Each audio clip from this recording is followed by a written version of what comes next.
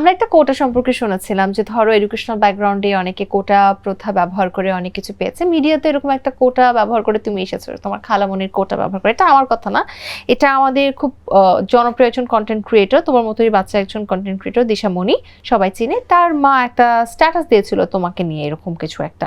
আবার কিছুদিন পর পর দেখা যাচ্ছে যে তাদের সাথে তোমার ফটোশুটও হয় এমন কিছু। এই যে এই কন্ট্রোভার্সিগুলো যে তোমরা তৈরি করো, এগুলো কি লাইমলাইটে আসার জন্য? একজন কন্টেন্ট ক্রিয়েটর আরেকজন কন্টেন্ট ক্রিয়েটর, তোমরা ফ্রেন্ড কিন্তু তোমরা ক্যামেরার সামনে এসে মিডিয়ার সামনে এসে এমন ভাব করো যে তোমরা ফ্রেন্ড না, কেউ কাউকে দেখতে পারো না, আবার ঠিকই একসাথে কাজ করো, কোলাকুলি করো। আন্টিকে এখানে বলছে যে না এটা সানজিদা কি মিন করে বলা, এখানে কিন্তু আন্টি বলেনি। সো এমন না যে মিডিয়াতে শুধু যে আমি আছি একমাত্র, আর কেউই নেই, আর অনেকেই আছে কোটা ব্যবহার করে আসছে।